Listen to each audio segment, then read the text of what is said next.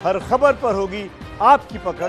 Download कीजिए ABP live app. Bharat में वक्त है चीन में नजर आ रहे एक खौफ के बारे में बताने का, और ये खौफ बगावत का है। कभी चीन अपने सरकारी मीडिया के जरिए डराता है अपने लोगों को, तो कभी भारत को नुकसान की चेतावनी देता है। भारत के कड़े एक्शन के बाद जिसमें 59 चीनी ऐप्स को बैन कर दिया गया, उस पर पूरी तरीके से प्रतिबंध लगा दिया गया, अब चीन को नुकसान का डर सता रहा है।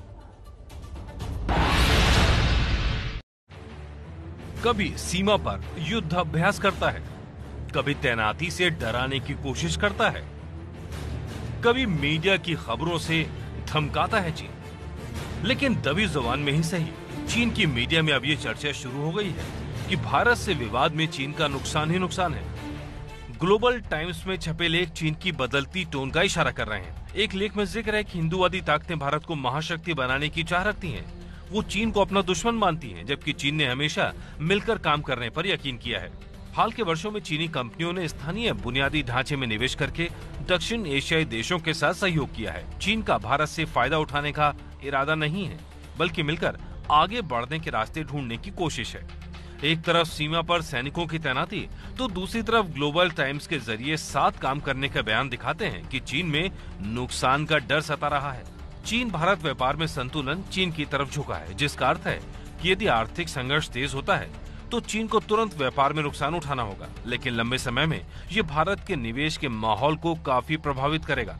चीन के सरकारी अखबार ग्लोबल टाइम्स में छपे लेख इशारा कर रहे हैं कि चीन संघर्ष बढ़ाने के पक्ष में नहीं है।